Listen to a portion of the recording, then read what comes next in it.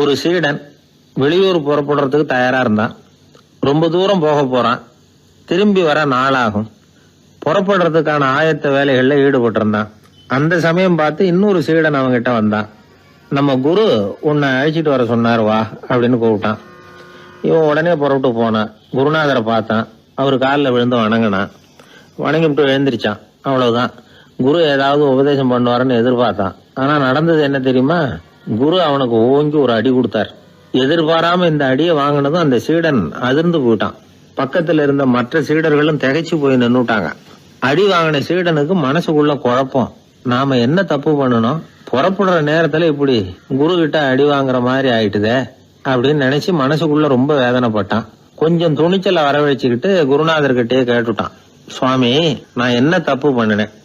என்ன இப்படி அடிச்சுட்டீங்களே, ஒரு வார்த்தை கூட உங்களை எதிர்த்து நான் பேசினது இல்லையே, இவ்வளவு காலமா உங்க விருப்பத்துக்கு விரோதமா ஒரு காரியம் கூட நான் செஞ்சது இல்லையே, வந்ததும் வராததுமா ஒண்ணுமே சொல்லாம என்ன அடிச்சுட்டீங்களே, குருவே, நான் செஞ்ச குற்றம் தான் என்ன அப்படின்னு கண்ணீரோட பரிதாபமா கேட்டானா அந்த சீடன். ஆனா அந்த குரு முகத்துல கொஞ்சம் கூட கோபம் இல்லை. அவர் சிரிச்சுக்கிட்டே நின்றுகிட்டு இருந்தாராம். அதுக்கப்புறம் சொன்னாராம், என்னுடைய அருமை சீடனே, நீ ஒரு தவறும் பண்ணல. நான் உன்னை அடிச்சது நீ ஏதோ தப்பு பண்ணிவிட்டேங்கிறதுக்காக இல்ல. நீண்ட பயணம் போக போற, ஞாபகமா ஏதாவது கொடுத்து அனுப்ப வேணாமா? நீ ஞானம் பெற்ற பிறகுதான் திரும்பி வரப்போறேங்கிறது எனக்கு தெரியும். அதுக்கு பிறகு உன்னை வந்து அடிக்க முடியுமா? அதனால இப்ப கிடைச்சிருக்கிற இந்த வாய்ப்பை பயன்படுத்திக்கிட்டேன். அப்போதைக்கு இப்பவே அடிச்சுட்டேன், அவ்வளவுதான், வேற ஒண்ணும் இல்லை அப்படின்னாராம். குரு சிரிச்சுக்கிட்டே இப்படி சொல்றார். இருந்தாலும் இதுவும் ஒரு உபதேசம் தான். அதிர்ச்சிகளால விழிப்படைய வைக்கிறதும் ஒரு வழிதான். இது ஜென் வழி. பெரும்பாலும் அதிர்ச்சியின் மூலமாகவே ஞான தரிசனத்தை அருள்கிறவர்கள் தான் ஜென் குருமார்கள். நம்ம தியானம் தான் ஜென். இந்தியாவிலிருந்து சீனாவுக்கு போய் கொஞ்சம் பேர் மாறி வளம் பெற்று ஜப்பான்ல ஜென் ஆகி வளர்ந்துருக்குது, அவ்வளவுதான். ஜென்கிறது தியானம். எதை நினைச்சும் தியானிக்கிறது இல்ல, எல்லாத்திலையும் தியானம் இருக்கிறதா சொல்லுது ஜென். பேசுறது, இருக்கிறது, நடக்கிறது, சாப்பிடுறது, சிரிக்கிறது, தூங்குறது, தொழில் செய்யறது அல்லது சும்மா இருக்கிறது எல்லாமே தியானம் தான். ஜென்கிறது ஒரு சுய தரிசனம். தன்னைத்தானே அடையாளம் கண்டுகொள்கிறது தான் அது. இல்லாத எதையும் தேடி கண்டுபிடிக்கிறது இல்ல. சென் மார்க்கத்தை பத்தி ஓஷோ என்ன சொல்றார் தெரியுமா? காணாமல் போன தன்னுடைய மூக்கு கண்ணாடி தன்னுடைய மூக்கின் மேல் இருப்பதை கண்டுகொள்வது போன்றது சென் அப்படிங்கிறார். நம்மால் ஒருத்தர் இன்னொருத்தர் முகத்தை ரொம்ப நேரமா உத்து பார்த்துக்கிட்டு இருந்தார். என்ன பாக்குறீங்கன்னாரு அவரு. நீங்க போட்டிருக்கீங்களே மூக்கு கண்ணாடி, அதை தான் பாக்குறேன்னாரு இவரு. நீங்க அப்படி பாக்குறதுக்கு விசேஷ காரணம் ஏதாவது உண்டான்னு கேட்டார் இவர். உண்டுன்னார். என்னன்னு கேட்டார். நேத்திக்கு காணாம போன என்னோட மூக்கு கண்ணாடி அது அப்படின்னாராம் இவர். ஒரு ஊர்ல ஒரு குரு இருந்தார்.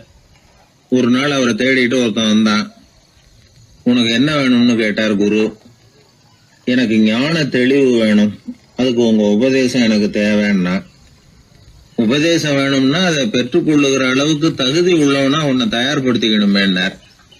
அதுக்கு நான் என்ன செய்யணும் சொல்லுங்கன்னா, முதல்ல நீ செய்ய வேண்டியது என்னன்னா, உங்ககிட்ட இருக்கிற எல்லா கெட்ட குணங்களையும் விட்டுட்டு ஒரு வருஷம் கழிச்சு வா, அப்புறம் பார்க்கலான்னார். அவ்வளவுதானே, சரின்னு சொல்லிவிட்டு அவன் போயிட்டான். ஒரு வருஷம் கழிச்சு வந்தான். அவன் அங்க வந்து சேர்ந்த சமயத்துல அந்த ஆசிரமத்தின் மண் தரைய ஒரு வேலைக்காரன் பெருக்கி சுத்தம் பண்ணிட்டு இருக்கிறான். அந்த மண் தரையிலிருந்து எழுந்த புழுதி அதிகமா இருந்தது. அது காத்துல கலந்தது. சீடனையே மறைக்கிற அளவுக்கு ஆயிட்டுது. ஒரே புழுதி மயம். சீடனுக்கு கோபம் வந்துட்டுது. அந்த வேலைக்காரனை அடிக்கிறதுக்காக கைய வாங்கிட்டு போனான். அவன் ஓடி போய் குரு கிட்ட சொல்லிவிட்டான், குருவே, உங்க உத்தரவுப்படிதான் நான் தரையை சுத்தம் பண்ணேன், ஆனா அந்த ஆளு என்ன அடிக்க வர்றான் அப்படின்னா. குரு பார்த்தார். அந்த சீடனை கூப்பிட்டார்.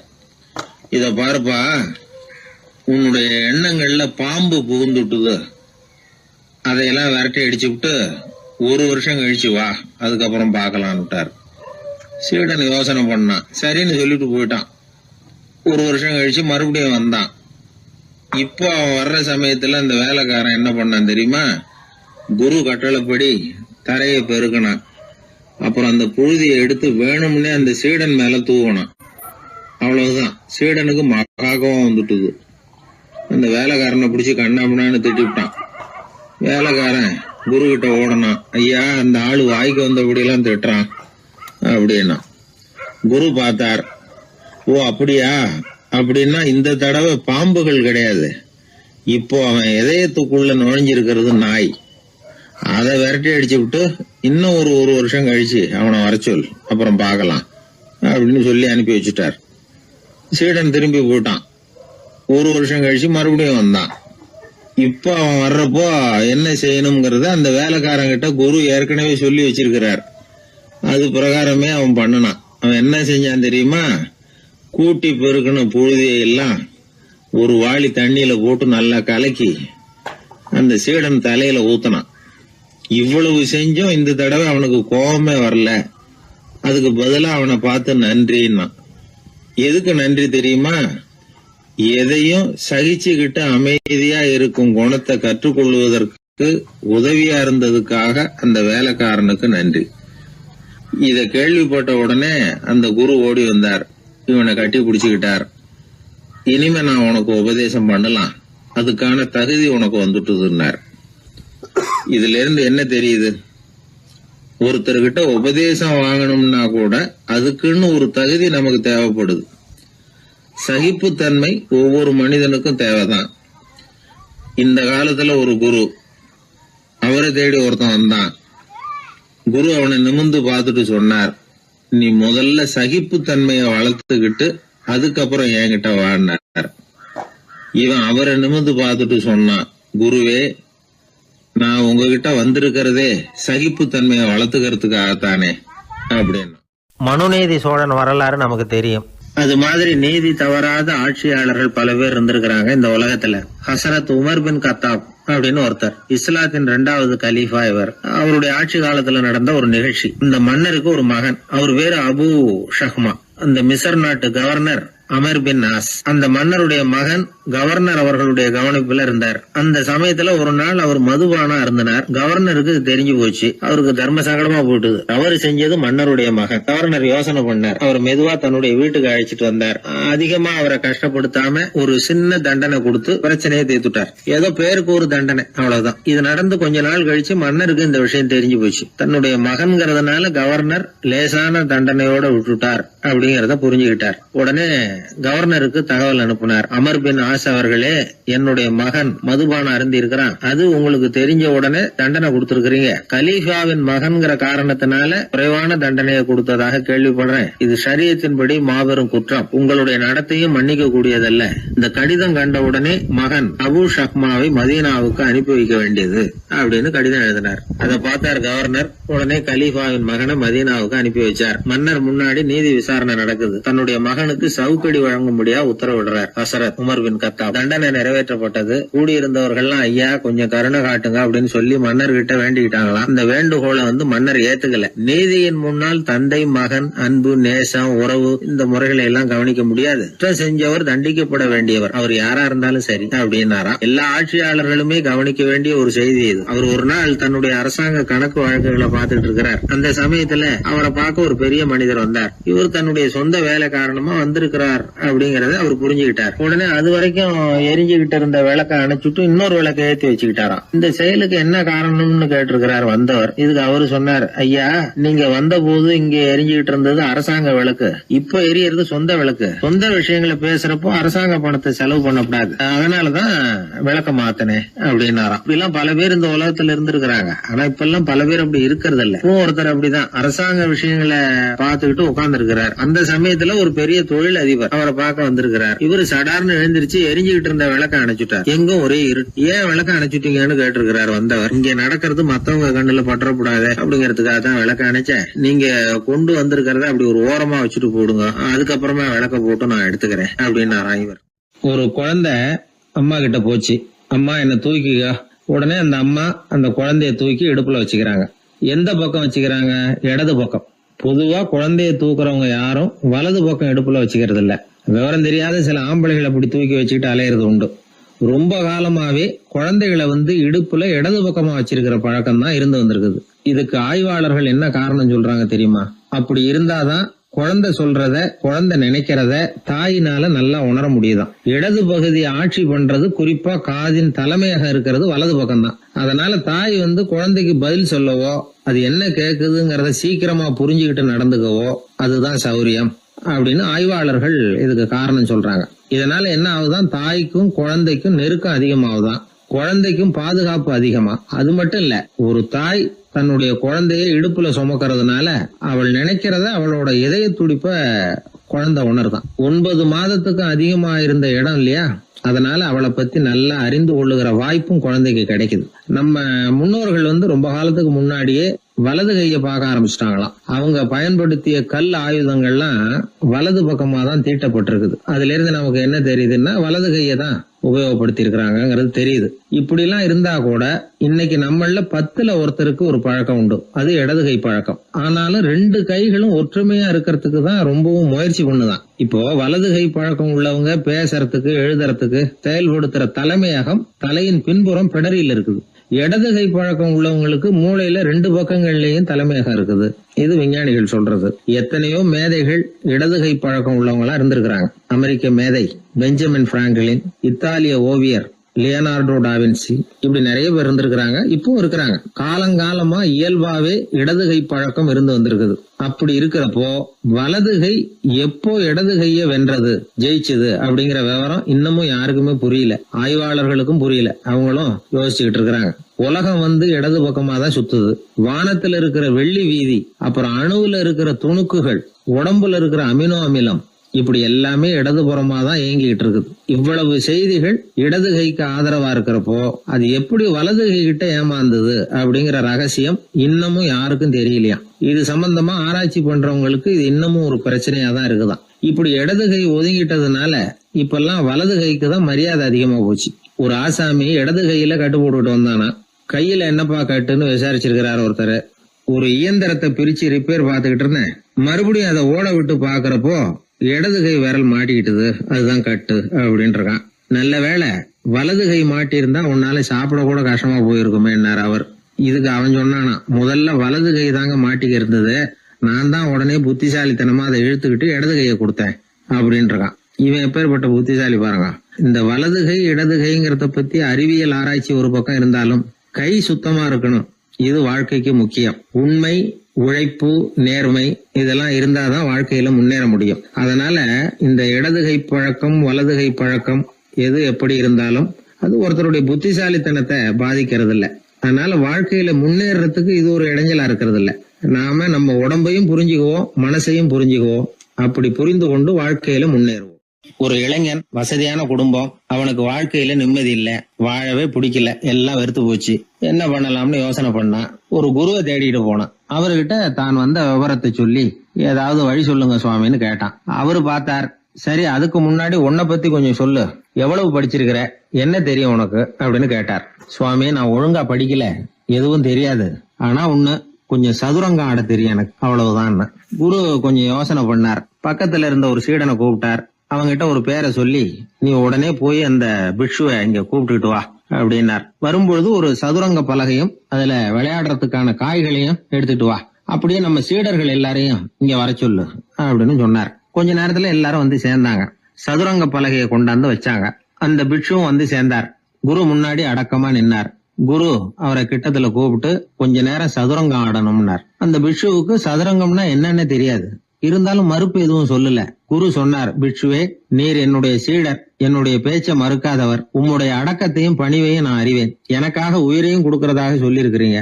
இப்போ அதுக்கான வாய்ப்பு வந்திருக்குது. நீங்க இந்த இளைஞனோட சதுரங்கம் ஆடணும். தோத்து போனா இந்த வாளால தலையை சீவி விடுவேன், ஆனா இறந்தாலும் உமக்கு சொர்க்கம் நிச்சயம். நீங்கள் வெற்றி பெற்றுட்டா தோற்று போன இந்த இளைஞனின் தலையை சீவி விடுவேன். சரி, இப்போ நீங்க ஆட ஆரம்பிக்கலாம்னார். ஆட்டம் ஆரம்பமாச்சு. அந்த பிக்ஷு முகத்துல சலனமே இல்ல, சாவை பத்தி கவலைப்பட்டதாவே தெரியல. எதுவும் புரியலன்னாலும் குருவின் கட்டளைங்கிறதுனால ஏதோ ஒரு காயை நகர்த்திட்டு இருந்தார். சுத்தி இருந்த சீடர்கள் முகத்துல திகில், பயம், பாவம், நம்ம பிக்ஷு நிலைமை இப்படி ஆயிட்டுதே அப்படிங்கிற கவலை. குரு கையில பெரிய வாள் பளபளப்பா தயாரா இருக்குது. பிக்ஷு காயை நகர்த்துறது ஆரம்பத்திலேயே ஆச்சரியமா தெரிஞ்சாலும் அவருக்கு சதுரங்கம் பத்தி எதுவுமே தெரியாதுங்கிறது இளைஞனுக்கு புரிஞ்சு போச்சு. அவனுக்கு உற்சாகம் வந்துட்டது. சுறுசுறுப்பா காய்களை நகர்த்த ஆரம்பிச்சான். பிக்ஷு கொஞ்சம் கொஞ்சமா தோத்துக்கிட்டே வந்தார். சுத்தி இருக்கிற சீடர்கள் முகத்துல சொல்ல முடியாத வேதனை, இளைஞன் முகத்துல முகத்துல மகிழ்ச்சி. நிமிர்ந்து பார்த்தான் எதிரில இருந்த பிட்சுவை. அவர் முகத்தை பார்த்ததும் இவனுக்கு ரொம்ப பாவமா இருந்தது. அந்த முகத்துலதான் எவ்வளவு சாந்தம், எவ்வளவு இனிமை, அவர் கண்கள்ல எவ்வளவு கருணை. இவர் சாகத்தான் வேணுமா? இளைஞன் யோசிக்க ஆரம்பிச்சான். நாம இறந்து போனா யாருக்கும் எந்த இழப்பும் இல்ல. வீணாகி போன தன்னுடைய வாழ்வும் சாவும் யாரையும் பாதிக்க போறதில்ல. ஆனா துறவியும் ஞானியுமான கருணை மிக்க இந்த பிட்சு இறந்தா அது எவ்வளவு பெரிய இழப்பு. அதுக்கு நாம காரணமா இருக்கிறதா அப்படின்னு நினைச்சு பார்த்தான் அந்த இளைஞன். உடனே கண்ணாமண்ணான்னு விளையாட ஆரம்பிச்சுட்டான். அதாவது தான் தோத்து போகணுங்கிறதுக்காகவே. ஆட்டத்தை கூர்ந்து கவனிச்சுக்கிட்டு இருந்த குரு திடீர்னு சதுரங்க பலகையை கழுத்து தள்ளினார். காய்கள்லாம் செதறி போட்டுது. எல்லாரும் திகைச்சு போயிட்டாங்க. யாருக்கும் வெற்றி தோல்வி இல்லைன்னு அறிவிக்கிறேன் குரு. தம்பி, உன்னுடைய மன ஒருமைப்பாட்டை கவனிச்சேன். முழுமையா ஆட்டத்துல மூழ்கி போனதையும் பார்த்தேன். கடைசியில உயிர் தியாகம் பண்ண முடிவெடுத்து தாறுமாறா ஆட ஆரம்பிச்சதையும் கவனிச்சேன். வாழ்க்கை என்னங்கிறதும் எந்த வாழ்க்கை பயனுள்ள வாழ்க்கைங்கிறதும் உனக்கு புரிஞ்சுட்டுது. இப்ப இங்க அதை நீ கத்துக்கிட்ட. உன்னுடைய மனம் பக்குவ நிலை அடைஞ்சுட்டுது. தியாகம் உன்னுடைய இதயத்துல குடி வந்துட்டுது. அது எங்க இருந்தாலும் நல்லதுதான். உனக்குள்ள இருந்துதான் அந்த தியாகம் வந்திருக்கு. அதை நீ அடையாளம் கண்டுபிடிச்சுக்கிட்ட. நீ இனிமே கொஞ்ச காலம் இங்கேயே இருந்துட்டு போகலாம். உன்னுடைய வாழ்வு பயனுள்ள வாழ்வா மாறும் அப்படின்னு சொல்லி அந்த குரு ஆசீர்வாதம் பண்ணார். இந்த காலத்திலயும் ஒருத்தர் அது மாதிரி தன்னுடைய வாழ்க்கையை பயனுள்ளதாக ஆக்கிக்கணும்னு ஆசைப்பட்டார். உடனே சதுரங்கம் ஆட ஆரம்பிச்சார். அப்புறம் சீட்டாட ஆரம்பிச்சார். கொஞ்ச நாள் கழிச்சு அவரை பார்த்த நண்பர் ஒருத்தர் கேட்டார், என்னங்க சீட்டாட ஆரம்பிச்ச பிறகு வாழ்க்கை பயனுள்ளதா ஆச்சா அப்படின்னு கேட்டார். ஆச்சுன்னார் அவர். யாருக்கு, உங்களுக்கான்னு கேட்டார். இல்லைங்க, நான் யாரோட ஆடுனோ அவருக்கு வாழ்க்கை பயனுள்ளதா ஆச்சு அப்படின்னு ஒரு விளக்கம் கொடுத்தாராம். அதனால வாழ்க்கைங்கிறது ரொம்ப நுட்பமான ஒன்று. அந்த நுட்பமான வாழ்க்கையை புரிஞ்சுக்கிட்டு அதுக்கப்புறம் அதை பயனுள்ளதாக மாற்றிக்கொள்ள வேண்டியது மனிதர்களுடைய கடமை. விளையாடுறது வழக்கம். மரத்துக்கு அந்த பையன் பேரில் ஒரு பாசம் உண்டாக ஆரம்பிச்சுட்டுது. பையன் அந்த மரத்தில் உள்ள பூக்களை பறிக்கணும், பழங்களை பறிக்கணும்னு ஆசைப்பட்டான். அதுக்காகவே அந்த மரம் தன்னோட கிளைகளை வளைச்சி அவனுக்கு எட்டுற அளவுக்கு தலையை சாய்ச்சி கொடுக்குது. பையன் பூக்களை பறிக்கிறான். மரம் சந்தோஷப்படுது. மரம் அன்பின் அடையாளம். அதனால் அது கொடுக்கறதுல சந்தோஷப்படுது. மனிதன் ஆணவத்தின் அடையாளம். அதனால் இவன் பறிக்கிறதுல சந்தோஷப்படுறான். பையன் வளர்ந்தான். அந்த மரத்தின் மடியிலேயே படுத்து தூங்கினான். பூக்களை பறித்து மலர் கிரீடம் பண்ணி தலையில் சூடிக்கிட்டான். பழங்களை பறித்தான், சாப்பிட்டான். அதை பார்த்து அந்த மரம் சந்தோஷப்பட்டுது. கொஞ்ச நாளாச்சு. பையன் இன்னும் கொஞ்சம் பெரியவனானான். அந்த மரத்து மேலே ஏறி கிளையில் உட்காந்துக்கிட்டு ஊஞ்சல் ஆட ஆரம்பித்தான். அவனுக்கு சௌகரியத்தை கொடுக்கறதுல மரத்துக்கு ஆனந்தம், மரத்துக்கு அசௌகரியத்தை கொடுக்கறதுல அவனுக்கு ஆனந்தம். இது அன்புக்கும் ஆணவத்துக்கும் உள்ள வித்தியாசம். பையன் இன்னும் கொஞ்சம் வளர்ந்தான். அவனுக்கு கடமை, லட்சியம் எல்லாம் சேர்ந்தது. படித்து பரீட்சை எழுதி பாஸ் ஆக வேண்டியிருந்தது. அதனால் மரத்துக்கிட்ட வர்றதில்லை அவன். ஆனால் மரம் இவனுக்காக காத்துக்கிட்டு இருக்குது. இவன் உலக விஷயங்களில் மூழ்கிட்டான். தற்செயலாக ஒரு நாள் அந்த பக்கமாக போனான். மரம் அவனை பார்த்துது. மறந்துட்டியா என்ன, நான் உன்னை பார்க்கணும்னு ஆவலாக காத்துக்கிட்டு இருக்கேனே அப்படின்னுது. இவன் பார்த்தான். நீ என்ன வச்சிருக்கிற, நான் உங்ககிட்ட ஏன் வரணும், உங்ககிட்ட பணம் இருக்குதா சொல்லு, வர்றேன். ஏன்னா நான் இப்போ பணத்தை தான் தேடிக்கிட்டு இருக்கிறேன் அப்படின்னா. உனக்கு பணம் தானே வேணும், என்னுடைய பழங்களை பறிச்சிக்கோ, அதையெல்லாம் விற்பனை பண்ணு, பணம் கிடைக்கும் அப்படின்னு அந்த மரம். உடனே இவன் மரத்தில் ஏறினான். பழங்களை பறித்தான். பழுக்காத காய்களையும் சேர்த்து பறித்தான். தன்னோட கிளை கொம்புகள் உடைஞ்சா கூட அதுக்காக அந்த மரம் கவலைப்படலை, சந்தோஷப்பட்டுது. இவன் பழங்களை பொறுக்கிட்டு அந்த மரத்துக்கு ஒரு நன்றி கூட சொல்லாமல் அவன் பாட்டு போட்டான். அதுக்கப்புறம் அந்த பக்கமே திரும்பலை. பணம் சம்பாதிக்கிறதுலேயே குறியாக இருந்தான். மரத்துக்கு மறுபடியும் வருத்தம், அவன் வரலையேன்னு. பல வருஷம் கழித்து அவன் வந்தான். வா மகனே, என்னை கட்டி பிடிச்சிக்கோண்டுது அந்த மரம். நான் என்ன இன்னமும் சின்ன பிள்ளையா உன்னை கட்டி பிடிச்சிக்கிறதுக்கு அப்படின்னா அவன். நான் இப்போ ஒரு வீடு கட்ட போகிறேன், அதுக்கு உன்னால் உதவ முடியுமா அப்படின்னா. என்னுடைய கிளைகளை வெட்டிக்கோ அப்படின்னுது மரம். கொஞ்ச நேரத்தில் மரத்தை அப்படியே மொட்டை அடிச்சுட்டான். மறுபடியும் கொஞ்ச காலம் கழிச்சு அந்த மனுஷன் வயசாகி ரொம்ப கிழவனாக போட்டான் அவன். அதுக்கப்புறம் வந்தான். நான் தூர தேசங்களுக்கு போய் பணம் சம்பாதிக்கணும்னு ஆசைப்படுறேன். நான் பிரயாணம் பண்ணுறதுக்கு ஒரு படகு தேவை, அதுக்கு நீ உதவி செய்ய முடியுமான்னா. அது ஒன்றும் பெரிய பிரச்சனை இல்லை, என்னுடைய அடிமரத்தை வெட்டிக்கோன்னுது அந்த மரம். அவன் வெட்டினான், படகு செஞ்சான், போயிட்டான். இனிமேல் திரும்பி வருவானோ மாட்டானோ அது தெரியாது. ஆனால் இந்த அடிமரம் அவனுக்காக காத்துக்கிட்டு இருக்கும். ஏன்னா இது அன்பின் அடையாளம், அவன் ஆணவத்தின் அடையாளம். அன்பு கொடுக்கறதுக்கு தான் ஆசைப்படும், ஆணவம் வாங்கிறதுக்கு தான் ஆசைப்படும். இப்படி ஒரு கதையை ஒரு பெரியவர் சொல்லியிருக்கிறார். அதை நாம் சிந்திச்சு பார்க்கணும். எல்லாமே நாற்காலிக்கு ஆசைப்படாதவர்கள், அப்படின்னு சொல்லிட முடியாது. ஏன்னா நிறைய பேர் நாற்காலிக்கு ஆசைப்படுறவங்கள நாம் பார்க்குறோம். உட்கார்றதுக்கு ஒரு நாற்காலி கிடச்சிடாதா, அதோட ஒரு கால் உடஞ்சி முக்காலியாக இருந்தாலும் பரவாயில்ல, ஒரு மாதிரியாக அனுசரித்து உட்காந்துக்கலாம் அப்படின்னு அலையிறவங்க எத்தனை பேர்? இந்த காலத்தில் மட்டும்தான் அப்படின்னு இல்லை, அந்த காலத்துலேயும் இதே மாதிரி ஆசைகள் சபலங்கள் இருந்திருக்கும் போல இருக்குது. பரமசிவன் வசிஷ்டருக்கு ஒரு விசேஷமான ஆசனத்தை கொடுத்துருந்தாராம்.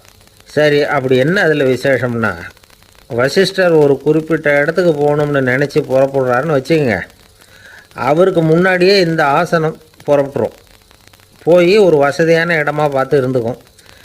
வசிஷ்டர் போவார். அங்கே போனதும் எங்கே உட்காரலாம்ங்கிற இட பிரச்சனையெல்லாம் அவருக்கு ஏற்படுறதில்ல. அதுதான் இவருடைய இருக்கை அங்கே முன்னாடியே போய் காத்துக்கிட்டு இருக்குதே. நேராக போவார், அதில் உட்காந்துக்குவார். மற்ற முனிவர்கள்லாம் இதை பார்த்தாங்க. அவங்களுக்கு பொறாமையாக இருந்துதான். எல்லோரும் ஒரு இடத்துல கூடி இதை பற்றி பேசியிருக்கிறாங்க. என்ன இது, நாமளும் அவரை மாதிரி தானே இருக்கிறோம், இருந்தாலும் நமக்கும் அது மாதிரி ஒரு ஆசனம் கிடைக்கலையே அப்படின்னு யோசனை பண்ணியிருக்காங்க. சரி, நேராக பரமசிவன்கிட்டே போவோம், இதை பற்றி கேட்போம் அப்படின்னு நினச்சிக்கிட்டு போனாங்களாம். பரமசிவனை பார்த்துருக்குறாங்க. ஐயா, நாங்களும் முனிவர்கள் தானே, வசிஷ்டர் பண்ணுறது மாதிரி நாங்களும் உங்களை குறித்து கடும் தவம் பண்ணிக்கிட்டு தானே இருக்கிறோம்.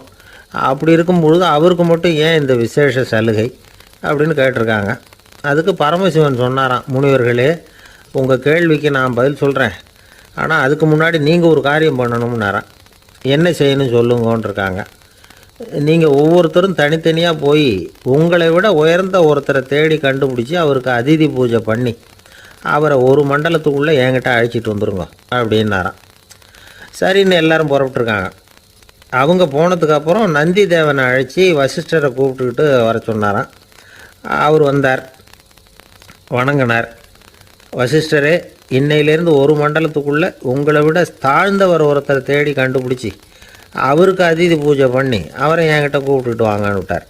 சரின்னு இவரும் புறப்பட்டு போயிட்டார். கொஞ்ச நாள் ஆச்சு. முனிவர்கள்லாம் திரும்பி வந்தாங்க. பரமசிவன் முன்னாடி நின்னாங்க. ஐயா, எவ்வளவோ தேடி பார்த்துட்டோம், எங்களை விட உயர்ந்தவர்கள் யாருமே கிடைக்கல அப்படின்னாங்களாம்.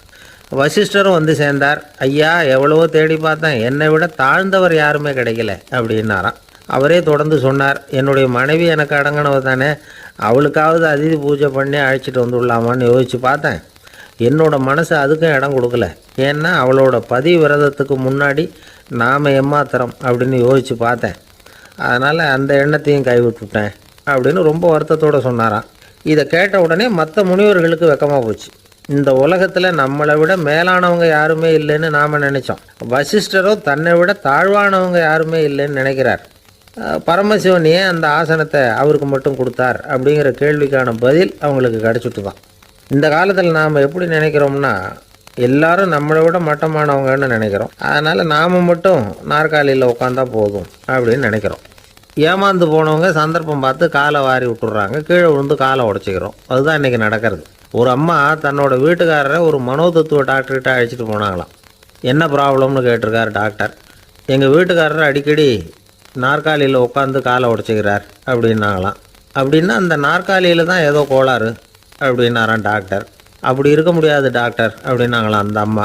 அது எப்படி அவ்வளோ உறுதியாக சொல்கிறீங்கன்னு கேட்டிருக்கார் அந்த டாக்டர். எங்கள் வீட்டில் நாற்காலியே கிடையாது டாக்டர், இவர் இருக்கிறதா நினச்சிக்கிட்டு உட்கார்றார், அதுதான் ப்ராப்ளம். ஒரே ஒரு ஊரில் ஒரு ராஜா இருந்தார், ரொம்ப நல்லவர். ஒரு நாள் அரண்மனையில் விசாரணை நடந்துக்கிட்டு இருக்குது. அதில் ஒரு வழக்கு. ஒரு விவசாயி புகார் கொடுக்குறார். என்ன புகார்னா, அவர் வயலில் ஆடுகள் மேய்ஞ்சி பயிரை அழிச்சுட்டுது. நிறைய உழைச்சி செலவு பண்ணி பயிரை உண்டாக்கி வச்சுருந்தேன், எல்லாம் போயிட்டுது. இனிமேல் நான் என்ன செய்கிறது, நீங்கள் தான் சரியான தீர்ப்பு வழங்கணும் அப்படின்னார் அந்த விவசாயி. அந்த ஆடுகளுக்கு சொந்தக்காரர் யாருன்னு கண்டுபிடிச்சி அரண்மனைக்கு அழைச்சிட்டு வாங்கன்னு உத்தரவு போட்டார் ராஜா. சேவகர்கள் போனாங்க, ஆளை கண்டுபிடிச்சாங்க, கூப்பிட்டுக்கிட்டு அரண்மனைக்கு வந்துட்டாங்க. ராஜா விசாரணை பண்ணார். அப்புறம் விசாரித்து முடிச்சுவிட்டு தீர்ப்பு வழங்கினார். இந்த விவசாயி அடைந்திருக்கிற இழப்புக்கு ஈடாக உன்னுடைய ஆடுகளை அவங்ககிட்ட கொடுத்துட வேண்டியது அப்படின்னு சொல்லிவிட்டார். உன்கிட்ட இருக்கிற ஆடு பூரா அவன்கிட்ட கொடுத்துரு, அந்த ஆட்டுனால் ஏற்பட்ட இழப்பு சரியாக போட்டோம் அப்படின்னு தீர்ப்பு வழங்கிட்டார். அந்த மன்னருடைய மகன் இதை பார்த்துக்கிட்டே உட்காந்துருந்தான். இந்த தீர்ப்பை இன்னும் கூட சிறப்பாக வழங்கலாமே அப்படின்னு நினச்சான். அப்பாக்கிட்ட சொன்னான். உடனே அந்த அரசர், சரி நீயே இதுக்கு சரியான தீர்ப்பு சொல்லு அப்படின்னார்.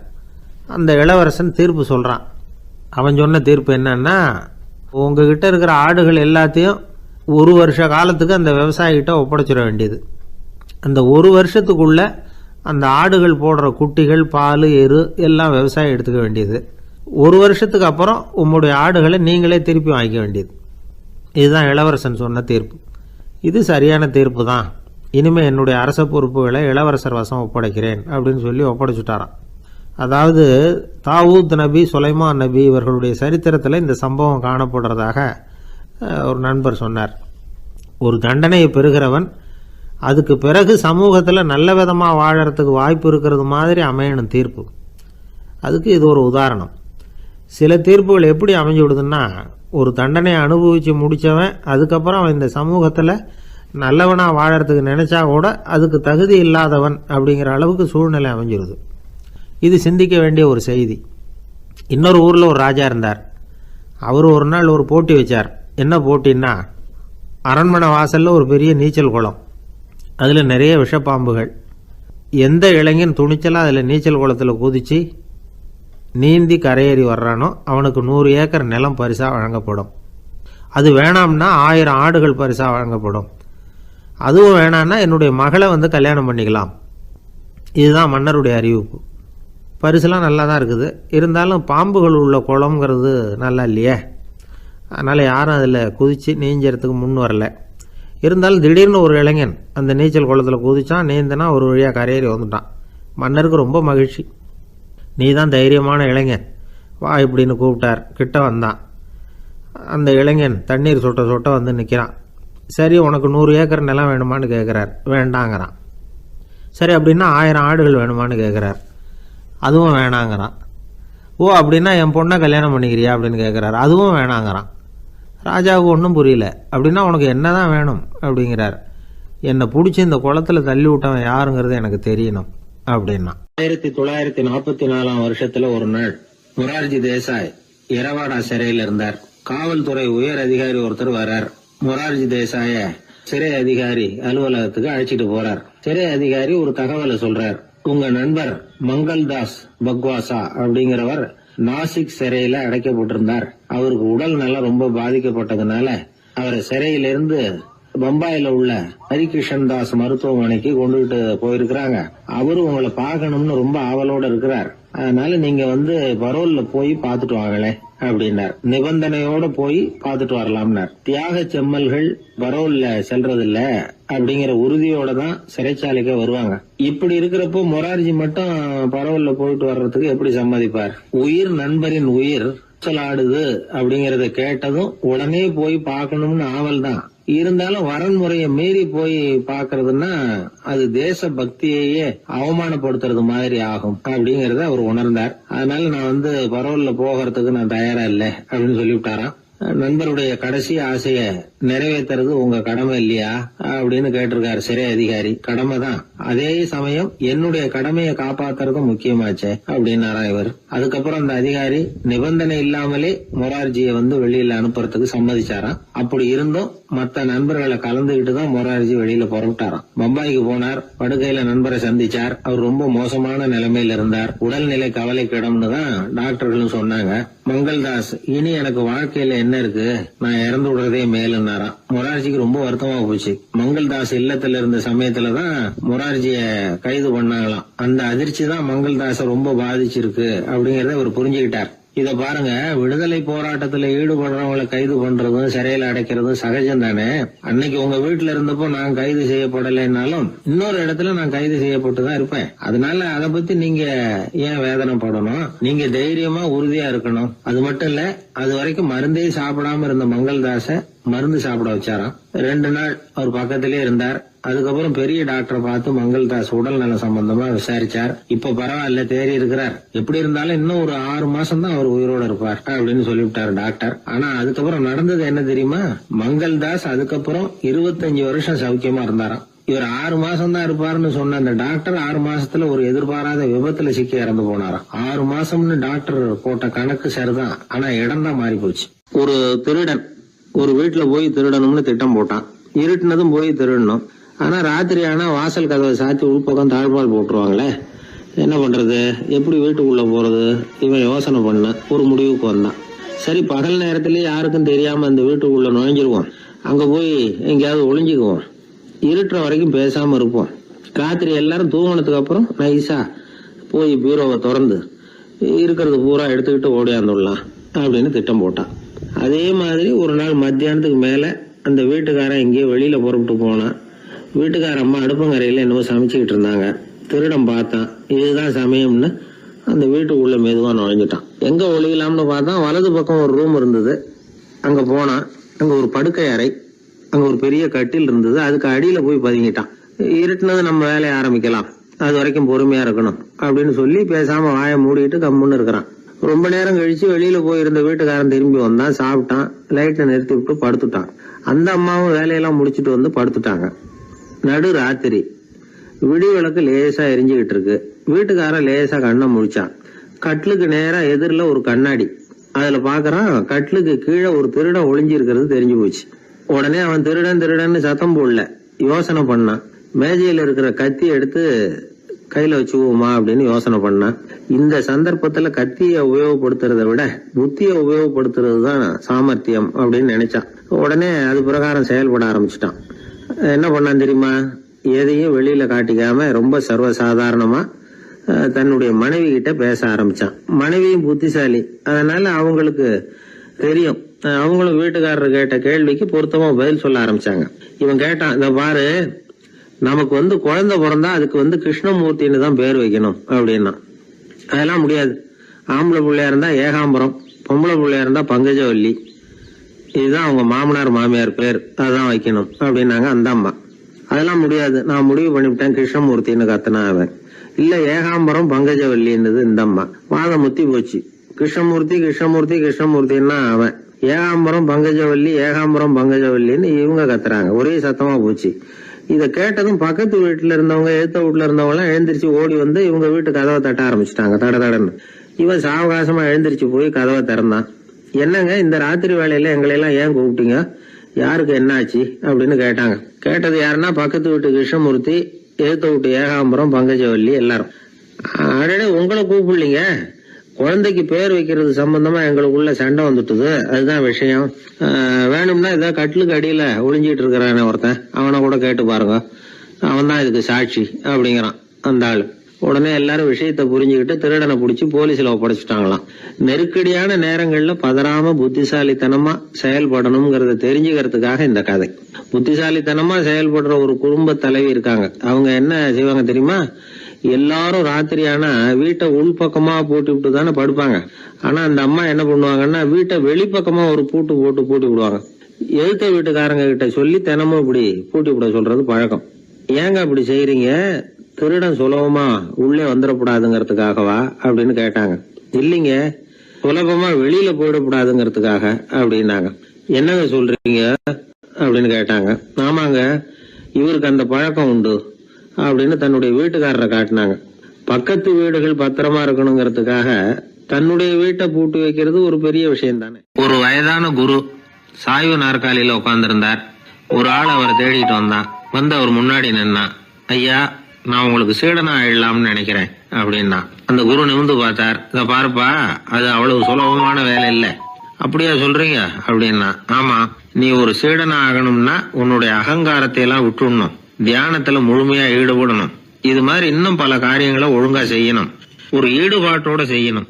அது மட்டும் இல்ல, இதெல்லாம் தொடர்ந்து நீண்ட நாட்களுக்கு செய்ய வேண்டி இருக்கும். அப்படி உன்னால முடியுமா அப்படின்னார். வந்தவன் யோசிக்க ஆரம்பிச்சான். சீடனாகிறதுலேயே இவ்வளவு சிரமம் இருக்குங்கிறது அவனுக்கு தெரியாது. யோசிச்சுக்கிட்டே அந்த குருவை பார்த்தான். அவர் சாய்வு நாற்காலியில இருந்த நிலைமைய பார்த்தான். சரிங்க சுவாமி, சீடனாகிறது இவ்வளவு கஷ்டம்னா அது வேணாம், அதுக்கு பதிலா உங்களை மாதிரி ஒரு குருவா ஆயிடுறேனே அப்படின்னா. குரு சிரிச்சார். நீ சொல்றது சரிதான், குருவாகிறது சுலபமான வேலைதான் அப்படின்னார். இதை கேட்டதும் அந்த ஆளுக்கு ஏகப்பட்ட சந்தோஷம்.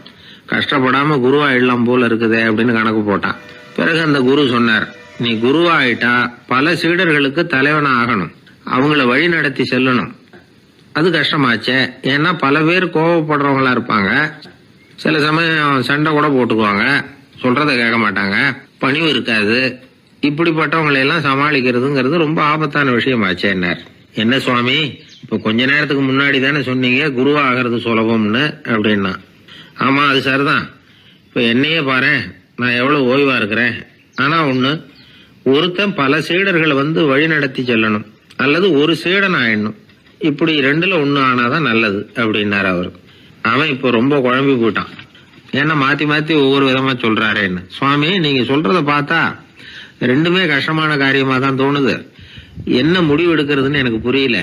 அதனால உங்களுடைய அபிப்பிராயம் என்ன, அதை சொல்லுங்க அப்படின்னு கேட்டான். இப்ப அந்த குரு சொன்னார், நீ பல சீடர்களின் தொல்லைகளுக்கு ஆளாகிறத விட நீயே முதல்ல சீடனாகி தொல்லைப்படுறதுதான் சரியா இருக்கும். ஏன்னா அப்ப நீ உன்னுடைய பிரச்சனையை மட்டும்தான் கவனிக்க வேண்டியிருக்கும். குரு ஆயிட்டீன்னா பல பேருடைய பிரச்சனையில தலையிட வேண்டியிருக்கும் அப்படின்னார். ஒரு உண்மையான குருவுக்கும் சீடனுக்கும் உள்ள உறவுங்கிறது ரொம்ப பயன் கருதாத ஒரு அன்பு கலப்பு. ரெண்டு இயற்கையான முழுமை நெருங்கி ஒன்றோட ஒன்று கலக்கிறது. நீங்க கேள்வி கேட்டா எப்படி அது முழுமை இருக்க முடியும்? அதுல முழுமைங்கிறது ஒரு அமைதியான நிலை. இந்த காலத்து குரு சீடர்கள்லாம் வேற மாதிரி. ஒரு குரு தன் சீடன் கிட்ட சொன்னார், இந்த பாருப்பா, நீ இந்த உலகத்துல எதுக்கும் பிரயோஜனப்பட மாட்ட, பன்றி மேய்க்கிறது கூட லாய்க்கில்லை அப்படின்னார். அப்படின்னா ஒண்ணு செய்யறேன் அப்படின்னு நானா சீடன். என்ன பண்ணுவேன்னு கேட்டிருக்காரு குரு. உங்களை மாதிரியே ஒரு குருவாயிடுறேனே அப்படின்னு நானா அந்த சீடன். பத்திரிகையில வர்ற செய்திகளை கூட நகைச்சுவையா சொல்றது உண்டு. அதாவது அதை நேரடியா சொன்னா வானொலியில அனுமதிக்க மாட்டாங்க சில விஷயங்களை. அது சின்னாருக்கு கௌரவ குறைச்சல். அதை வேடிக்கை கலந்து நகைச்சுவோடு சொல்லும் பொழுது அதை அனுமதிச்சிருவாங்க. அப்ப அந்த விசாரணை கமிஷன் அது இது நிறைய நடந்துகிட்டு இருந்தது. டெல்லியில இருந்து அமலாக்க பிரிவு அதிகாரிகள்லாம் வராங்க போறாங்கன்னு பத்திரிகையில அமர்க்கலப்பட்ட இடம். அந்த நேரம் நான் ஒரு ரேடியோவில் ஒரு செய்தியை தயார் பண்றோம். அப்ப என்ன பண்ணேன்னா, இது மாதிரி அந்த பத்திரிகை செய்தியை வச்சுக்கிட்டே ஒரு செய்தி சொன்னோம், இன்னொரு தகவல் சொல்லி. அதனால ஒருத்தன் தமிழ்நாட்டுல ஒரு ஆள், அவன் திடீர்னு கோடீஸ்வரன் ஆயிட்டான். நேற்று வரைக்கும் சாதாரணமா இருந்தாள், இன்னைக்கு கோடீஸ்வரன் ஆயிட்டான். டெல்லியில இருந்து 2 அதிகாரிகள் வராங்க, எப்படி அவன் பணம் சேர்த்தான்னு கண்டுபிடிக்கிறதுக்கு. அவனை கூப்பிட்டு 2 அதிகாரிகளும் எப்படிடா பணம் சேர்த்த? நான் ஒன்னும் தப்பான வழியில பணம் சேர்க்கல சார், நான் பந்தயம் கட்டியே பணக்காரன் ஆயிட்டேன். பந்தயம் கட்டி எப்படிடா பணக்காரன் ஆக முடியும் அப்படின்னா, நீங்க நம்புங்க சார், நான் பந்தயம் கட்டி தான் பணக்காரன், தப்பான வழியில சேரல சார். பந்தயம் கட்டி எப்படிடா கோடீஸ்வரன் ஆனே அப்படின்னா, நாங்க நம்ப முடியாதுன்னு இருக்கான் விசாரிக்க வந்தவன். அப்படின்னா உங்ககிட்ட ஒரு பந்தயம் கட்டட்டுமான் இருக்கான் விசாரிக்க வந்த வண்டிய. என்னடா பந்தயம் அப்படின்னா, ஒண்ணுமில்ல சார், இது என் கண்ணு, இது என் பல்லு, என் கண்ணை என் பல்லாலேயே கடிக்கிறேன், எவ்வளவு பந்தயம். விசாரிக்க வந்தா 100 ரூபாய் எடுத்து வச்சான், இதை ப்ரூவ் பண்றான்னு. அப்படியே கண்ணை எடுத்துட்டான். அது பளிங்கு கண்ணு, ஏற்கனவே ஒரு கண்ணு பளிங்கு கண்ணு வச்சுனா எடுத்து கடிச்சு விட்டான். இது விசாரிக்க வந்தாலும் 100 ரூபாய் விட்டுட்டு நிக்கிறான். எப்படி பணம் சேர்த்தான்னு வந்தவன். உடனே இன்னொருத்தன், இவன்ட்ட என்னடா பேச்சு கொடுக்காரா, நம்ம பணம் தான் அங்க போயிட்டு இருக்கு, உனக்கு விசாரிக்க தெரியல, போடா நான் விசாரிக்கிறேன்னு அடுத்த வந்தான். அது நீ ஒழுங்கா சொல்றேன், எப்படிடா பணம் சேர்த்தேன் சார், நீங்க கொஞ்சம் புத்திசாலியா தெரியுது அவரை விட, நீங்களாவது நம்புங்க சார், பந்தயம் கட்டி தான் பணம் சேர்த்தேன், நான் நம்ப முடியாது. அப்படின்னா உங்ககிட்ட இன்னொரு பந்தயம் கட்டட்டுமா அப்படின்றான். வேண்டாம், அவனை ஏமாத்தி விட்டேன் என்னால, வேண்டான்றான். இல்ல சார், அவரு ஏமாந்தது பொய் கண்ணு, பளிங்கு கண்ணுன்னு தெரியாது, ஏமாந்துட்டார். இப்போ உங்ககிட்ட பந்தயம் கட்டது நெஜம் கண்ணு, இந்த பக்கம் பளிங்கு கண்ணு கிடையாது, நெஜம் கண்ணு, இதை பல்லால கடிக்கிறேன் அப்படின்னு அவன் ஒரு 100 ரூபாய் எடுத்து வச்சான். இவன் அப்படியே பல்செட்டை கட்டினான் தனியா, அப்படியே கட்டி கடிச்சு விட்டான். அதையும் விட்டுட்டான். இவன் உடனே 2 பேரும், இவன்கிட்ட பேச பேச நம்ம பணம் தான் அவன்கிட்ட போயிட்டு இருக்கு, இவன் எப்படி பணம் சேர்த்தான்னு கண்டுபிடிக்கிறதுக்கு டெல்லியில இருந்து வந்திருக்கோம், மேற்கொண்டு பேசாத, பேச பேச பந்தயம் கட்டுவான். திரும்பி போறதுக்கு ரயிலுக்கு டிக்கெட்டு சரியா இருக்கா பாடுறான்றான். அவன் கரெக்டா எண்ணி பார்த்து கரெக்டா இருக்குப்பா, மேற்கொண்டு பேசாத, அவன்கிட்ட நம்ம போயிடுவோம், போய் நம்ம அதிகாரிகிட்ட சொல்லிடுவோம்னு சொல்லி போயிட்டு வரேன் சார் அப்படின்னு சொல்லிட்டு மரியாதை போயிட்டாங்க. போய் டெல்லியில பெரிய அதிகாரிகிட்ட போய், சார் அவன்கிட்ட விசாரிச்சு பார்த்தோம் சார், தமிழ்நாட்டுல பந்தயம் கட்டி தான் பணம் சேர்த்தேன்னு சாதிக்கிறான், எங்ககிட்ட ஒரு 200 ரூபாய் வாங்கிட்டான் சார் அப்படின்னு. அவருக்கு கோவம் வந்துட்டுது. இந்தியாவுக்கே தலைமை அதிகாரி, இதுக்காகவாடா நீங்க இருக்கீங்க, எத்தனை பேர் இருக்கீங்க உங்களை மாதிரி ஜூனியர் ஆபீசர்ஸ் நம்ம ஆபீஸ்ல இந்தியா பூரா விசாரிக்கிறதுக்கு அப்படின்னா? 30 பேர் இருக்கோம் சார். 30 பேருக்கு அனுபவம் பத்தாது, நான் இந்தியாவுக்கே தலைமை அதிகாரி, அனுபவம் ஜாஸ்தி, உங்களுக்கு ட்ரைனிங் கொடுக்கணும் எப்படி ஒருத்தரை விசாரிக்கிறதுன்னு. 30 பேரும் ஒரு ரூம்ல உட்காருங்க, ஒரு ஆள் போய் அந்த ஆளை தமிழ்நாட்டுல இருந்து இங்க கூப்பிட்டுட்டு வா, வர்ற வரைக்கும் அவன்கிட்ட பேசாதீங்க, பந்தயம் கட்டுவான், மெதுவா கொண்டு வந்து நிறுத்து அப்படின்னா ஒரு ஆள் ஸ்பெஷலா கூப்பிட்டு போட்டான். இது மாதிரி மேடையில நிறுத்திவிட்டு ஒரு தலைமை அதிகாரி 30 ஜூனியர் அதிகாரிகள் அவங்களுக்கு பயிற்சி கொடுக்குறார். இவனை பார்த்து, ஒழுங்கா சொல்லு, எப்படி பணம் சேர்த்த, நான் இந்தியாவுக்கே தலைமை அதிகாரி, என்கிட்ட உண்மையை ஒத்துக்கிட்டீங்கன்னா உன்னை அப்ரூவர் ஆக்கிடுவேன் அல்லது தண்டனையை குறைப்பேன், அந்த அதிகாரம்லாம் என்கிட்ட உண்டு, ஒழுங்கா சொல்லு அப்படிங்கிறார். சார், நீங்க இந்தியாவுக்கே தலைமை அதிகாரி, அனுபவம் ஜாஸ்தி, நீங்களாவது நம்புங்க சார், நான் பந்தயம் கட்டி தான் பணம் சேர்த்தேங்கிறான். இங்கேயே இப்படி சாதிக்கிறேன், உன்னை நம்ப முடியாதரா அப்படின்னா உங்ககிட்ட ஒரு பந்தயம் கட்டட்டுமா நானா அவர்கிட்ட போய், வேணாண்டா என் ஆளை ஏமாத்தி விட்டேன் அப்படின்னா. இல்ல சார், அவங்க ஏமாந்தது என் உடம்ப பத்தின ரகசியம், என் கண்ணு பளிங்கு கண்ணுன்னு தெரியாது, நான் பல் செட்டு கட்டியிருந்தது தெரியாது, ஏமாந்துட்டாங்க. இப்ப நான் உங்ககிட்ட கட்டுற பந்தயம் உங்க உடம்ப பத்தின ரகசியம். என் உடம்புல என்னடா ரகசியம்? முதுகுல, உங்க முதுகுல 1 ரூபா அகலத்துக்கு கருப்பா ஒரு மச்சம் இருக்கு, உண்டா இல்லையானா? இல்லைன்னு தெரியும் அவருக்கு. இல்லடா, நேத்து வரைக்கும் இல்ல சார், இப்ப இருக்குது மச்சம் அப்படின்னு உடனே 100 ரூபாய் எடுத்து வச்சார் அவர் தலைமை அதிகாரி. ஒரு 100 ரூபாய் வச்சு சட்டையை கட்டி காட்டுறாரு, மச்சம் இல்ல. இவன் தோத்துட்டான், இங்கிருந்து போனவன். உடனே 200 ரூபாய் எடுத்து வச்சுக்கிட்டு, தோழர்களே இப்படிதான் ஒருத்தரை விசாரிக்கணும், என்கிட்ட இவன் ஏமாந்துட்டான் பாருங்க, துருவி துருவி விசாரிக்கிறதுன்னு சொல்றாங்களே இதுதான் அப்படின்னு விளக்கம் கொடுத்தாரு. அப்போ இவன் மெதுவா ஆரம்பிச்சானா, சார் இந்த பந்தயத்துல உங்களுக்கு 200 ரூபாய் லாபம், ஆனா இதே பந்தயத்துல எனக்கு 2900 ரூபாய் லாபம் சார் அப்படின்றான். என்னடா பண்ண அப்படின்னு கேட்டிருக்காரு. உங்களுக்கு தெரியாம இந்த 30 பேர்கிட்டையும் தனித்தனியா ஒரு பந்தயம் கட்டியிருக்கேன். 30 பேர்கிட்ட என்னடா பந்தயம் கட்டினேன்?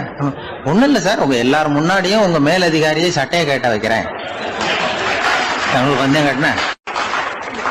போயிட்டு பூரா எனக்கு 2900 ரூபாய் லாபம். அவரு பார்த்தா அதிர்ச்சி ஆயிட்டாரு. தலைமை, சார் நீங்க போங்க சார் அப்படின்னு சொல்லி ஒரு ஆளை கொண்டு போய், சாரை கொண்டு போய் மரியாதையா பக்கத்து ரூம்ல விட்டுவாங்க, இனிமே அவர்கிட்ட யாரும் பேசாதீங்க வாங்கன்னு சொல்லிவிட்டு, அதுக்கப்புறம் தோழர்களே, இவர் பேச ஆரம்பிச்சார், தோழர்களே இனிமே யாரும் தமிழ்நாட்டு பக்கம் விசாரிக்க போகாதீங்க, நீங்க யாராவது போறதுன்னா மத்திய பிரதேசம், உத்தரப்பிரதேசம், இப்படி எத்தனையோ பிரதேசம் இருக்கு, போயிட்டு வாங்க, தமிழ்நாட்டுக்கு மட்டும் போகாதீங்க, ஏன்னா அங்க போனா நம்ம பணத்துக்கு ஆபத்து வந்துருது அப்படின்னு சொன்னாருன்னு இந்த கதையை ரேடியோல சொன்னேன். இந்த கதையை உண்மை சம்பவமா சொன்னா அனுமதிச்சிருக்க மாட்டாங்க. இந்த நகைச்சுவைக்கு உள்ள மரியாதை என்னன்னா, அது ஒரு கதை மாதிரி உண்டு பண்ணி இப்படி சொன்னதும், இதுல என்ன என்னுடைய விசேஷம்னா, இந்த ஸ்கிரிப்ட வாங்கிட்டு வர சொல்லி மந்திரியினுடைய பிஏ வந்தார். ஒரு மந்திரி அப்ப இருந்தவர், அவர் பிஏ அடிக்கடி வருவார். வந்து இந்த போன நேற்று முந்தா நாள் ரேடியோவில் சொன்ன அந்த இன்னொரு தகவல் காப்பி ஒண்ணு வாங்கிட்டு வா அப்படி இப்படின்னு கூப்பிடுவார். மேடையில பேசுறதுக்கு எங்களுக்கு தேவை, உபயோகப்படும்னு கேட்பார். அவரு இந்த நிகழ்ச்சி வந்தப்போ உடனே அன்னைக்கு வந்துட்டார் அந்த பிஏ. இன்னைக்கு காலையில சொன்னீங்களே சார், மந்திரி கேட்கிறாரு மேடையில பேசுறதுக்கு அப்படின்னு. நான் அப்பதான் ஆச்சரியப்பட்டேன். பாருங்க, இந்த நகைச்சுவைக்கு உள்ள மரியாதை. அவரே கேட்கிறார், சொல்லப்பட்டதே அவரை பத்தி தாங்கிறது தெரியாம அவரே எப்படி சொல்ல, அதுதான் சிரிப்புக்கு உள்ள மரியாதைங்கிறது. அது யாரை பத்தி சொல்றோமோ அவருக்கு தெரியாம கூட சொல்லலாம் அதை. அப்படி இது உண்மையில நடந்த சம்பவம். அந்த அமைச்சர் இப்ப இல்ல, உயிரோட எல்லாம் இருந்து வாங்கிட்டு இருந்தார். கிராமத்துல ஒருத்தன் தன்னுடைய நகங்களை வெட்டிக்கிட்டு இருந்தான். வெட்டி முடிச்சதும் ஒரு வயசானவர் அவனை பார்த்து, அதையெல்லாம் அடுத்தவன் கண்ணில் படுறது மாதிரி போட்டுறாதப்பா, ஆபத்துன்னார். என்ன ஆபத்துன்னு கேட்டான் இவன். எவனாவது பில்லி சூனியம் வைக்கிறவன் எடுத்துட்டு போயிட போறான் அப்படின்னாரு அவர். வேண்டாத ஒருத்தனுக்கு ஏதாவது கெடுதல் பண்ணணும்னா உடனே மந்திரவாதியை தேடி போறது உண்டு. மந்திரவாதி என்ன பண்ணுவாருன்னா, யாருக்கு சூன்யம் வைக்கணுமோ அவனோட காலடி மண்ணு, முடி, நகம் இதையெல்லாம் அவனுக்கு தெரியாம எடுத்துட்டு வா அப்படிம்பார். இது மட்டும் இல்ல, அழுக்கு துணி, வேறு மனித உருவம் மாதிரி செய்யப்பட்ட பொம்மை, இதெல்லாம் கூட மந்திரவாதிகள் பயன்படுத்துறது உண்டு. இதெல்லாம் ஏமாத்து வேலை. மனிதனுடைய முடி, நகம் இதெல்லாம் வெட்ட வெட்ட வளருது இல்லையா, அதனால அதுக்குள்ள உயிர் இருக்கிறதாக ஆதி மனிதர்கள் நம்பி இருப்பாங்க. அதனால மனுஷங்கிட்ட இருந்து அதெல்லாம் பிரிக்கப்பட்ட பிறகும் கூட அதுகளுக்கும் அந்த மனுஷனுக்கும் தொடர்பு இருக்கிறதாக அவங்க நம்பினாங்க.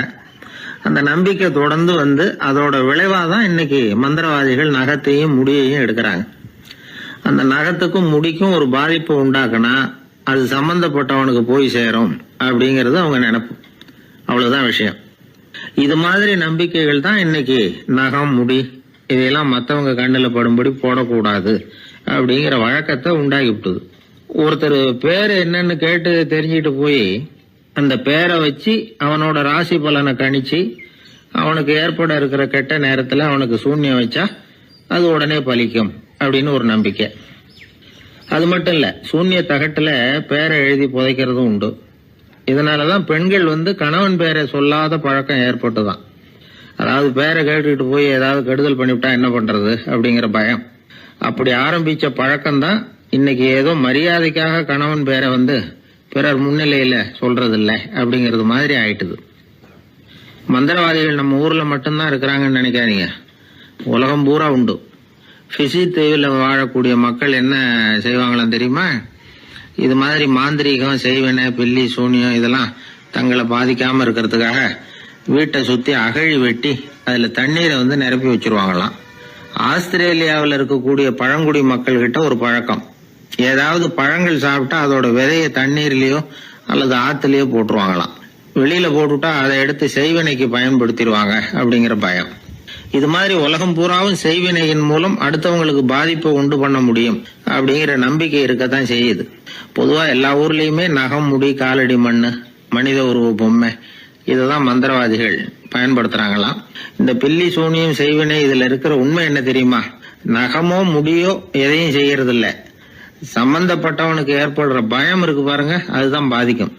இது மனநிலையை பொறுத்த விஷயம். வேற விஞ்ஞான ரீதியான பாதிப்பு இதுல எதுவும் கிடையாது. நம்ம ஊர்ல ஏற்பட்ட பகுத்தறிவு சிந்தனைகள், மூட நம்பிக்கைகளை எவ்வளவோ குறைச்சிருக்குது. இருந்தாலும் ஏமாந்து போறவங்க இன்னமும் இருந்துகிட்டு தான் இருக்கிறாங்க. இந்த காலத்துல சின்ன குழந்தைகளை கூட ஏமாத்துறது கஷ்டம். ஒரு குழந்தை கேட்டுதான், ஏன்பா பிரார்த்தனை பண்ணுனா நமக்கு எல்லாம் கிடைக்குமா அப்படின்னு தான். ஓ கிடைக்குமே அப்படின்னாராம் அப்பா. நீ வச்சிருக்கிறிய பேனா அது கூட கிடைக்குமா அப்படின்னு கேட்டுதான் குழந்தை. ஓ கிடைக்கும் அப்படின்னாராம். அப்படின்னா நீ வச்சிருக்கிற பேனாவை என்கிட்ட கொடுத்துரு, அதுக்கப்புறம் நீ பிரார்த்தனை பண்ணி வேற ஒரு பேனாவை வாங்கிக்கோ அப்படின்னு தான் அந்த சின்ன குழந்தை. ஒரு ராஜா இருந்தார். அவர் ஒரு பெரிய கோயில் கட்டினார். பல ஊர்கள்ல இருந்து சிற்பிகள்லாம் கொண்டுகிட்டு வந்தார். அழகழகா சிற்பங்களை செய்ய சொன்னார். ஊர்ல உள்ள ஜனங்களும் கோயில் கட்டுறதுக்கு அவங்களால முடிஞ்ச உதவியை செஞ்சாங்க. ராத்திரி பகலா வேலை நடக்குது. கோயில் கொஞ்சம் கொஞ்சமா வசந்துகிட்டே வந்துட்டுது. அந்த ஊர்ல ஒரு வயசான அம்மா இருந்தாங்க, ரொம்ப ஏழை. அவங்களுக்கு மனசுக்குள்ள ஒரு உறுத்தல், இந்த ஊர்ல எல்லாரும் இந்த கோவில் கட்டுறதுக்கு அவங்களால முடிஞ்ச உதவியை பண்ணிட்டு இருக்கிறாங்க, நம்மளால ஒன்றும் பண்ண முடியலையே அப்படின்னு நினைச்சு கவலைப்பட்டாங்க. அவங்களுக்கு மனசு கேட்கல, ஏதாவது செய்யணும் நம்மளால முடிஞ்சது அப்படின்னு யோசனை பண்ணாங்க. நல்ல வெயில் நேரத்துல சிற்பிகள்லாம் ரொம்ப சிரமப்பட்டு சிலை வடிச்சுக்கிட்டு இருக்கிறாங்கல்ல, அவங்களுக்கு அந்த நேரம் தாகம் எடுக்குமே. அதனால சிரமப்பட்டு ஒரு குடத்துல தண்ணி எடுத்துக்கிட்டு அதை இடுப்புல வச்சுக்கிட்டு மெதுவா கொண்டுகிட்டு அங்க போறது அப்படின்னு முடிவு பண்ணிட்டு அந்த அம்மா போச்சு. அங்க போய் வேலை செய்யறவங்களுக்கு தாகம் எடுக்கிற போலாம் ஒரு கோவலையில தண்ணியை எடுத்து கொடுத்துக்கிட்டு இருக்கிறது. இப்படியே பண்ண ஆரம்பிச்சுட்டு அந்த அம்மா. ஏதோ அந்த அம்மாவால முடிஞ்ச ஒரு சின்ன உதவி அது. இப்படி கொஞ்சம் கொஞ்சமா வேலை நடந்தது. கோபுரம் வசந்தது, எல்லா வேலையும் முடிஞ்சது. இனிமே கடைசியா கற்ப கிரகத்தின் மேல விமானம் அமைக்க வேண்டியதுதான் பாக்கி. அந்த வேலையும் ஆரம்பமாச்சு.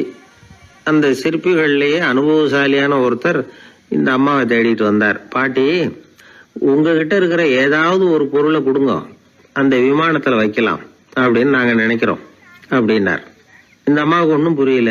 ஏதாவது இருந்தாவில கொடுக்கலாம், எதுவும் இல்லையே, என்ன பண்றது யோசனை பண்ணாங்க. இத பாருப்பா, என்கிட்ட என்ன இருக்கு, இந்த வாசப்படியில கிடக்குது, இந்த கல்லு தான் இருக்குது, வேணும்னா இத எடுத்துட்டு போங்க அப்படின்னாங்க. உடனே அந்த கல்லை பேத்து எடுத்துட்டு போயிட்டாங்க அவங்க. அங்க போய் பார்த்தா என்ன ஆச்சரியம், அந்த விமானத்து உச்சியில கலசங்களை அமைக்கிறதுக்கான பிரம்ம எந்திரத்தை மூடுற கருங்கல் ஒண்ணு தேவையா இருந்தது. இவங்க எடுத்துட்டு போன கல்லு அதுக்கு ரொம்ப பொருத்தமா அமைஞ்சு போச்சு. ஏதோ அதுக்காகவே அளவெடுத்து செஞ்சது மாதிரி அமைஞ்சுட்டுது. அந்த கல்லையே அங்க அப்படியே பதிச்சுட்டாங்க. ஒரு வழியா கோவிலை கட்டி முடிச்சாங்க. அடுத்தது கும்பாபிஷேகம், அதுவும் ரொம்ப சிறப்பா கோலாகலமா நடந்து முடிஞ்சது. இவ்வளவையும் பார்த்த அந்த ராஜாவுக்கு மனசுக்குள்ள ரொம்ப பெருமையா இருந்தது. இவ்வளவு பெருசா இந்த கோவில் உருவாகிறதுக்கும் இவ்வளவு சிறப்பா இந்த விழா நடக்கிறதுக்கும் நாம தானே காரணம் அப்படின்னு மனசுக்குள்ள நினைச்சுக்கிட்டார். இப்படி நினைச்சுக்கிட்டே அன்னைக்கு ராத்திரி அரண்மனையில படுத்து தூங்கினார். உடனே ஒரு கனவு. ஆண்டவனே அந்த ராஜாவோட கனவுல வந்தார். ராஜா ஆண்டவனை வணங்கினார். இறைவா, உங்களுக்காக நான் கட்டி இருக்கிற கோவில் எப்படி இருக்குது, நல்லா இருக்குதா அப்படின்னு கேட்டார் ராஜா. அதுக்கு இறைவன் சொன்ன பதில் என்ன தெரியுமா? நீ கட்டின கோவில்ல அந்த கிழவியோட நிழல்ல நான் சுகமா இருக்கிறேன் அப்படின்னாராம். இப்படி சொல்லிவிட்டு கடவுள் மறைஞ்சிட்டார். கனவு கலைஞ்சுது. ராஜா விசாரிச்சார், யார் அந்த கிழவி அப்படின்னு. எல்லாரும் விவரத்தை சொன்னாங்க. அப்பதான் ராஜா நினைச்சு பார்த்தார், இந்த கோவிலை நானே கட்டினதாக ரொம்ப பெருமைப்பட்டுக்கிட்டேன். ஆனா அந்த வயசான அம்மா வீட்டு வாசல்ல கிடந்த கல்லு அது இறைவனுக்கு சுகமான நிழல் கொடுக்கறதாக சொல்றாரு அப்படிங்கறத எண்ணி பார்த்தார். நான்கிற எண்ணம் நழுவி போயிட்டுதான். கோபுரம் எவ்வளவு பெருசுங்கிறது முக்கியம் இல்ல, குணம் எவ்வளவு பெருசுங்கிறது தான் முக்கியம். அந்த வயசான அம்மா நம்ம நாட்டுல வாழறது தான் நமக்கு உண்மையான பெருமை அப்படின்னு நினைச்சாராம் ராஜா. இந்த காலத்திலயும் ஒரு ஊர்ல ஒரு கோவில் கட்டினாங்க. எல்லா ஜனங்களும் அவங்களால முடிஞ்சதை செஞ்சாங்க. நம்மால் ஒருத்தன் அந்த திருப்பணி குழு தலைவரை போய் பார்த்தான். நான் ஏதாவது ஒத்துழைக்கணுமா ஐயா அப்படின்னு ரொம்ப பணிவா கேட்டான். திருப்பணி குழு தலைவர் சொன்னார், இத பாருப்பா, இந்த கோவில் கட்டி முடிக்கிற வரைக்கும் உன்னுடைய ஒத்துழைப்பு எதுவும் தேவையில்லை. கட்டி முடிச்சு கும்பாபிஷேகம் ஆனதுக்கு அப்புறம் தான் உன்னுடைய ஒத்துழைப்பு ரொம்ப அவசியம் அப்படின்னார். அதுக்கப்புறம் நான் என்ன செய்யணும் சொல்லுங்கன்னா, இவன் இந்த சாமி சிலையை நீ திருடிட்டு போகாம இருக்கணும் அவ்வளவுதான் அப்படின்னாராம் அவர். என்னுடைய நண்பர் ஒருத்தர், அவர் விரல்ல நகமே இருக்காது. என்ன காரணம்னு நினைக்கிறீங்க? எல்லாத்தையும் அவரே கடிச்சு துப்பிடுவார். அப்படி ஒரு பழக்கம். சின்ன குழந்தைகள் நகம் கடிக்குது, விரல் சூப்புது. இதுக்கு என்ன காரணம் தெரியுமா? குழந்தைகள் மனசுல ஏற்படக்கூடிய ஒருவித பாதுகாப்பின்மை, இன்செக்யூரிட்டி, அல்லது தான் சரியா கவனிக்கப்படல அப்படிங்கிற எண்ணத்தோட வெளிப்பாடு தான் அது அப்படிங்கிறாங்க டாக்டர்கள். சில இடங்கள்ல 2வது குழந்தை பிறந்த உடனே பெரியவர்கள் கவனம் முதல் குழந்தைகிட்ட இருந்து கொஞ்சம் விலகி 2வது குழந்தைகிட்ட போயிடும். அந்த சமயத்துல முதல் குழந்தைக்கு இந்த பழக்கம் ஏற்படுறதுக்கு வாய்ப்பு உண்டாம். சில குடும்பங்கள்ல கணவன் மனைவி 2 பேருமே வேலைக்கு போறவங்களா இருப்பாங்க. குழந்தை ரொம்ப நேரத்துக்கு பெத்தவங்களை பிரிஞ்சு இருக்க வேண்டிய சூழ்நிலை இருக்கும். குழந்தை ஒரு பாதுகாப்பின்மையை உணர ஆரம்பிக்கும். இந்த பழக்கம் வந்துடும். அதனால ஒரு குழந்தைக்கு தான் ஒதுக்கப்படுறோம் அப்படிங்கிற நினைப்பு வராம பாத்துக்கணும். வளர்ந்த குழந்தைகளும் நகம் கடிக்கும். வயசானவங்க கிட்டையும் இந்த பழக்கம் இருக்கும். இது ஒரு மனச்சிதைவின் வெளிப்பாடு அப்படிங்கிறாங்க மனநல நிபுணர்கள். அம்மா அப்பா திட்டினாலும் சரி, அல்லது ஆசிரியர் திட்டினாலும் சரி, இந்த பழக்கம் வந்துடும். நாம தவறு பண்ணிட்டோம் அப்படிங்கிற நினைப்பு வர்ற சமயம் நகம் கடிக்க ஆரம்பிச்சிருவோம். ஏதோ ஒண்ணு அடையணும் அப்படின்னு நினைக்கிறோம், அதை அடைய முடியல. இப்படி ஒரு ஏக்கம் வர்ற சமயத்திலேயும் சில பேர் நகத்தை கடிக்க ஆரம்பிச்சிருவாங்க. ஒரு பெரிய அதிகாரி, தனியார் நிறுவனத்துல வேலை பார்க்கிறவரு, அவரு டென்ஷன் ஆயிட்டாருன்னா உடனே அறைக்கு அதை சாத்தி விடுவாங்களாம். அவரே சாத்திக்குவாராம். அப்படி சாத்திக்கிட்டு உள்ள எதையாவது வெறிச்சு பார்த்துக்கிட்டே நகத்தை கடிக்க ஆரம்பிச்சிருவாராம். இந்த பழக்கம் உலகம் பூரா உண்டு. நகம் கடிக்கிறவங்களை அந்த பழக்கத்திலிருந்து மீட்கிறதுக்கு என்ன வழி அப்படின்னு லண்டன்ல உள்ள அழகியல் நிறுவன நிபுணர்கள் யோசனை பண்ணி பார்த்துருக்குறாங்க. சில ஆய்வுகள் பண்ணி பார்த்தாங்களாம். அவங்க என்ன பண்ணாங்க தெரியுமா? நகம் கடிக்கிற பழக்கம் உள்ளவங்களையெல்லாம் தேடி பிடிச்சாங்க. அவங்களையெல்லாம் 3 பிரிவா பிரிச்சுக்கிட்டாங்க. ஒரு பிரிவு கிட்ட என்ன சொன்னாங்கன்னா, உங்களுக்கு நகத்தை கடிக்கணுங்கிற நினைப்பு வர்றப்போலாம் டைரி எழுத ஆரம்பிச்சிருங்க அப்படின்னாங்களாம். இன்னொரு பிரிவு கிட்ட, உங்களுக்கு அந்த நினைப்பு வர்றப்போலாம் உங்க நகத்துக்கு வண்ணம் பூச ஆரம்பிச்சிருங்க, அழகுபடுத்த ஆரம்பிச்சிருங்க, நெயில் பாலிஷ் போடுறாங்களே அது மாதிரி. அப்படி ஒரு யோசனை சொல்லியிருக்காங்க. 3வது குழுவினர்கிட்ட, உங்களுக்கு நகத்தை கடிக்கணுங்கிற எண்ணம் வர்றப்போலாம் விரல்களை இறுக்கமா மூடி வச்சுக்கிட்டு வேற விஷயங்கள்ல கவனம் செலுத்துங்க அப்படின்னு சொன்னாங்களாம். இப்படி 3 வித முயற்சி பண்ணி பார்த்ததுல கடைசியா அவங்க என்ன கண்டுபிடிச்சாங்க தெரியுமா? 3வது குழு செஞ்சதுல நல்ல பலன் கிடைச்சதாம். அதாவது நகம் தெரியாதபடிக்கு விரலை இறுக மூடிக்கிட்டு வச்சுக்கிட்டோம்னா அந்த பழக்கம் மாறுதான். அப்படி இருந்தவங்க கிட்ட இந்த நகம் கடிக்கிற பழக்கம் மெதுவா குறைஞ்சு போச்சான். அதனால நகம் கடிக்கிற பழக்கம் உள்ளவங்க இதை முயற்சி பண்ணி பார்க்கலாம். ஒரு ஆள் இருந்தார், அவருக்கு எப்ப பார்த்தாலும் நகத்தை கடிச்சுக்கிட்டே இருக்கணும், அப்படி ஒரு பழக்கம். அதனால அவர் விரல்ல எப்பவும் நகம் இருக்கிறது இல்ல, விரல் இருக்கிறதே பெரிய ஆச்சரியம்.